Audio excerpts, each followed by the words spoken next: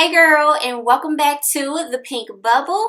Today is day 4 of our 7 days of love, and today we will be talking about a spiritual love, that connection between you and God, something that can be unbreakable in bonds. And we are going to talk about my spiritual journey, just a little bit of it, and how I really overcame and got to learn and be connected to God in a bigger and better way. No, this is not about religion. No, this is not about church. This is about you and God and that spiritual connection that will be everlasting. So I hope you guys like this look that I'm going for today. You know, I had to cover up a little bit while we talked about God, be a little bit respectful, but still sexy and still be, doll facing who I am. I hope you guys like this wig. Let me know what y'all think about it. I got a new bang today, but it's a little short. I am loving this wig. I have to say, I love the color and everything. But y'all let me know what y'all think, okay? So let's get into it. So when it comes to spirituality and religion, it is always a sensitive topic because everybody puts their faith in whatever they truly believe. So this is not to do anything or be argumentative or combative about anybody's belief or anybody's religion, but this is strictly talking about the love of God, the love of having someone higher than you be there to cover and protect you at all times. So when it comes to religion and spirituality, I believe that they are two different things. Like, religion is, for me, those super religious people that tell you what not to do and get on your case and judge you tremendously based on what the Bible said and what the Bible do, and you gonna go to hell because of X, Y, and Z. That is not what we're talking about here today. We are strictly talking about that connection between you and God, not what people think or expect you to be, not what people say you should be based on what they read and how they read the Bible and what they interpreted based on their lives. That's not what it is. That's not what we're talking about here. What I'm saying, when it comes to spirituality, I feel like my spirituality is something that is important to me, but it's also something that is a constant growing process. I personally believe that the relationship with a person and their relationship with God should always be one-on-one. It always should be connected between yourself and God. I don't think that you should subscribe to being what everybody else expects you to be just because you believe in God, or just because you say that you are a specific religion or this is what you believe in. I think that your personal beliefs and your beliefs in God and the things that you truly value at your core should always be first checked between being centered, between direct contact. Like, nobody can pray for you as hard as you would pray for yourself. People can pray for you and, get that extra oomph in there, like, God, here go another prayer for this person. But I feel like subscribing to the fact of trying to be something just because someone else has put that cast on you, or someone else has explained to you that you should be this way outside of what you really know and outside of the conversation that you and God have already had, I feel like that could turn into manipulation. And I feel that's when a lot of people either become straight away from God, or I don't want to say a God freak, but become very, very religious and make it to where if you're not doing exactly what they say you should be doing, then, oh, you won't get into heaven, or God does not like you and God is not there for you anymore. Basically, like God has just completely walked away from you because you decided to make certain mistakes. I just think that that's when things can get a little crazy and get confusing for that person that is now walking in a journey of God, that is trying to turn their life around. I think that can be very confusing because it could come off as very judgmental if you run into a person that is pushing religion on you over spiritual guidance and the spiritual walk that a person really needs.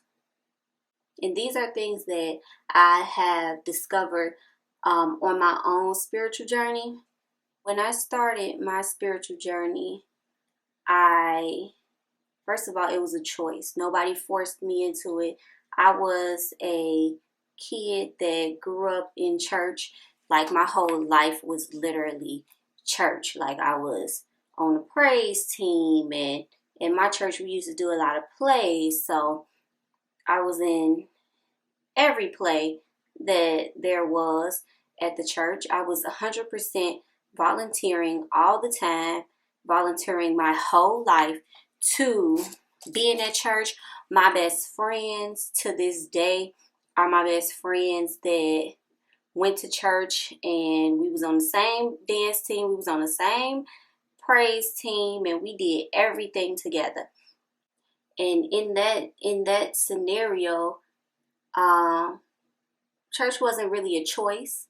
Church was a habit. Church was something that, all right, just like I go to school, I'm gonna go to church. It's like after school, I'm at church. Like it was literally like a habit. It was something that I grew up knowing, a place to be. And so when I got about 23, that's when I made the choice to seek out a true spiritual journey for myself. So when I made this choice to seek out my own journey, of course, the first thing I did was go back to church. So when I was like, okay, cool, I like this church and everything, that's when I was like, okay, I'm going to start going to church every week, every Sunday, and I'm going to figure this thing out. But what I did was I did talk to myself, and I told myself my expectations of what I wanted to gain, what I didn't want to do, some mistakes that I realized, because while being a child that grew up in the church, I learned a lot of, I was just a kid, so a lot of things that I was doing were just immature things. But one thing that I did know about church is in churches there are cliques. And in cliques, you are looking for acceptance. So I analyzed that whole thing pretty much. And I was like, I'm not looking to be accepted. I'm not looking to even really find friends. I got my friends. I'm good. I'm here to strictly figure out what is this God thing for real. I grew up on the God thing. I grew up learning that you can't have sex before marriage, and you can't do this and you can't do that, and you shouldn't do this, and this is not appropriate in church culture. I learned all these things. So in doing that, that kept me 100% focused on the goal. And I don't think that I had ever been that focused in my life, because it was a true 100% choice for me. The lifestyle that I felt that I was living at that time was not me. It was like not me at all. Like I said on day 2, that self-reflection time and reflecting back and saying what is not you at the core, and what is you really helps you to make different decisions and map out your life. So that's what I did. I was like, okay, how I'm living, how I'm moving, it ain't me. It ain't what we doing. It's not what's popping. So when I set out on this journey, and after I analyzed everything that I wanted and everything that I expected to gain, of course you need someone that you can completely trust to be some type of spiritual guidance for you, because religion and spirituality is a lot in itself. It's a lot to learn, just like everything else that we need to learn. So you do need some true, honest, 100% authentic guidance. And that person for me was my mother. So one thing that I can just remember that my mom told me was, you're going to church right now, and that's good, that's fine. But whenever you feel that you get any sense of uncomfortability, whether it be somebody praying for you, which she told me, don't let everybody pray for you.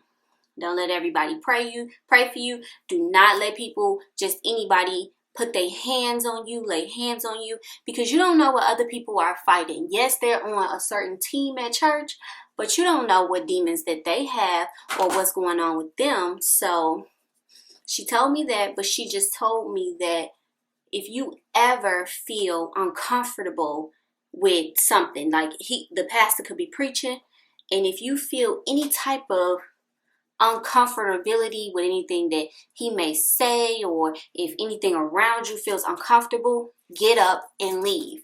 Because the thing is, as long as God knows where your heart is and your intent, you're going to be okay regardless, So it's not that if you get up and you feel, for me, just advice from my mama.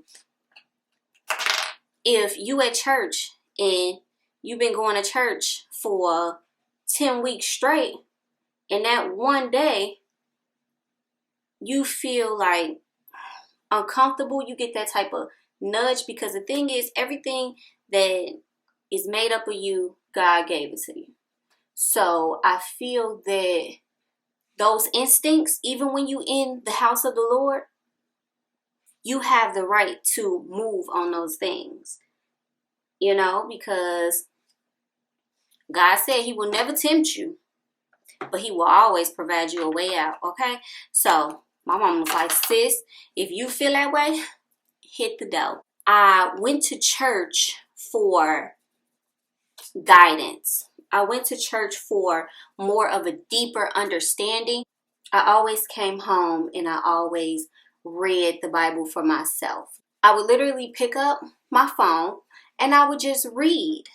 I would pick the version of the Bible that I felt helps me to understand my best. I would pick that version and I would read, and I would just write down, like, my favorite. I got a notebook, like I said before, I journal a lot. So I got me a notebook, a thick 5-spiral notebook. I got a thick book. That's how much I was ready to just receive for myself. Anything that I felt I was confused about, I wrote down the scripture, literally wrote it down word for word. I would stop and say, okay, God, what is this trying to tell me? Like, what do you want me to learn from this? I went to church, they said this. I understood that, and that's a good explanation, but what you want me to do, like me, you know me, I know me, what you want me to learn. And when I would do that, I would just write down everything that I thought that it said to me. And as I wrote down everything that I thought it said to me, it just began to just like talk to me as I was writing. It's like the scripture just talked to me. God just talked to me. And that for me was the one-on-one time that I needed. Because the type of person that I am, I need details. I need you to explain it to me. Break it down in the lamest terms for me to really get it. So that's how I understand, and that's how I comprehend. So God, when I say God did exactly what he needed to do in order for me to really get it, because he knew and I knew that I really wanted to get it. I wanted to understand what it is, just because, hey, I said I was doing this. I'm like, hey, God, you got your girl here. You know, you've been having my mama preach to me all these years. You got me here, so I know you're going to teach me. So what's up? What's up? Let me know, because I don't understand. You can't preach to me at King James when I'm not on the King James level, okay? My husband, if he ever read the Bible, he would read the King James and he would understand it 100%. Me, break it down for me, and I think I like the new, what is it, the NIV, whatever it is, the new intellectual version or something like that. I don't know. I just made up my own stuff.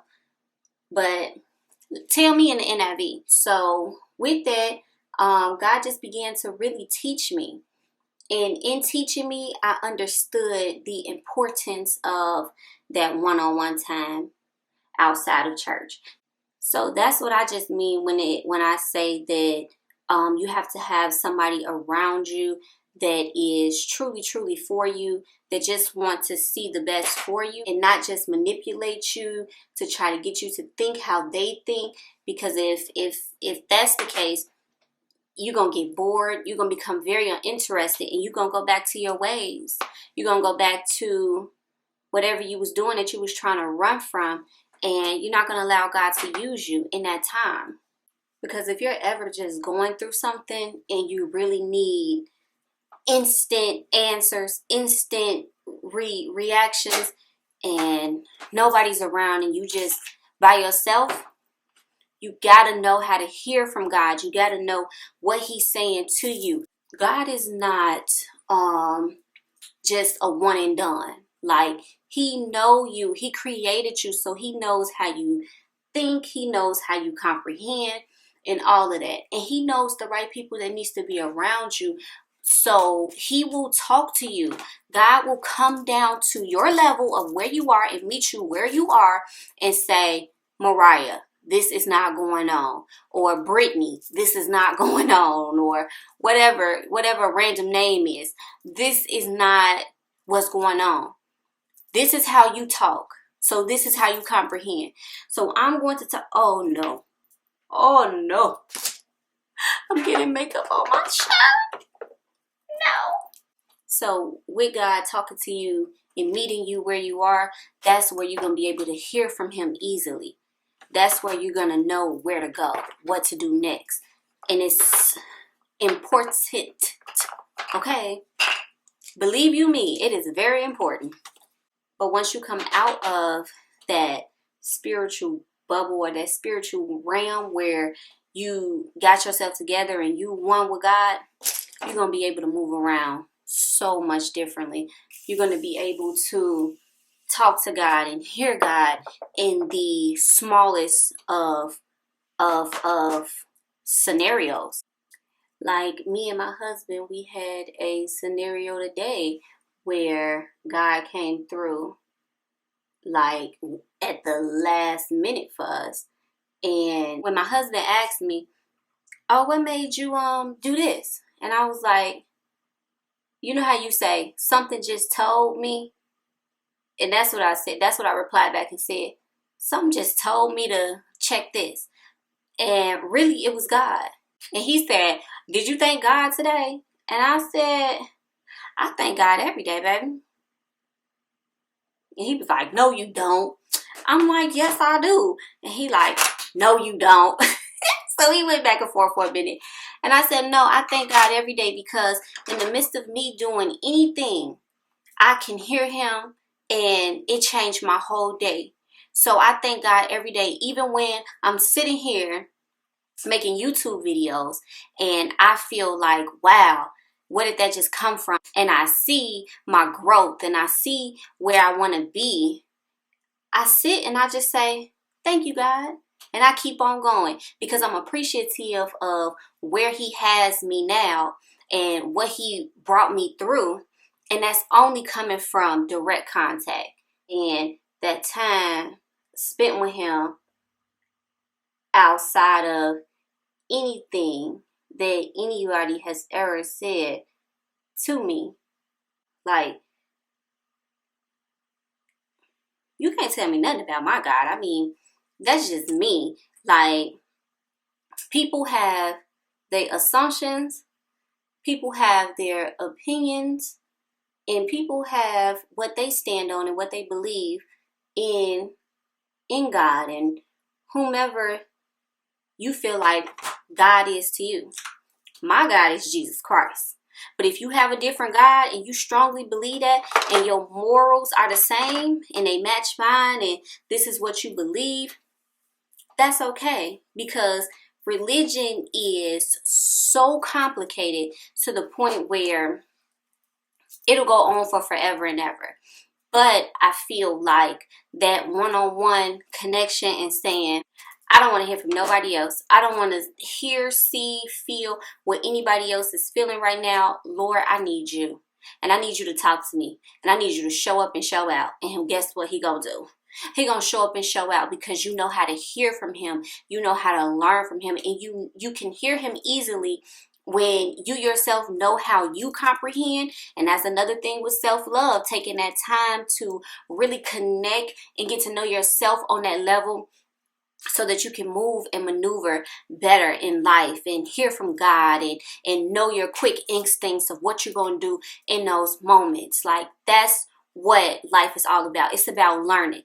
One thing about it is I'm going to make mistakes. And every time I make a mistake, it's much easier for me to get back up from making them mistakes and saying, well, you know what? It ain't like I'm making a mistake consciously and being like, well, God gonna forgive me in the morning. No, it's a mistake maybe because it's something in my habits that I need to change. But I know in that right time, in that right moment, God is gonna show up. God is gonna tell me. He's gonna teach me subconsciously and even consciously how to overcome those behaviors and habits that I'm not fully aware of how to control. And when that happens, I become a better person. And when that happens, other people around me or the people around you will say, dang, you changing, or you a better person, or people just start to see, and then they will respect you better. They will respect you more because they see your growth and they see what you came from. And those that don't respect where you came from and on your journey and who you will be after your journey, they were not supposed to be there in the first place. They were temporary, okay? And those temporary people can get the gone. Okay? Since we talk about God, I ain't gonna curse. Like I said in my last video, I like to curse. When it's time for me to stop cursing, God gonna show up. He gonna show out, and y'all gonna be like, dang, Mariah, you don't even cuss no more. And you was the main one that used to cuss. And I'm gonna be like, girl, it's only God, period. So that's it for me. I hope you guys enjoyed this video. I believe that out of all the days so far, this is the one that I have been 100% the most passionate about. I've really been speaking from my heart today. I haven't really messed up a lot today, so I'm super excited. I hope you all really enjoyed this video as much as I enjoyed making it and talking to you all. I hope you like this hair and this outfit that I have on and picked out for you all. Make sure you like, comment, and subscribe. Follow me on all my social medias at Yes It's Dollface. And I will see you all here tomorrow for day 5 of 7 Days of Love. Bye.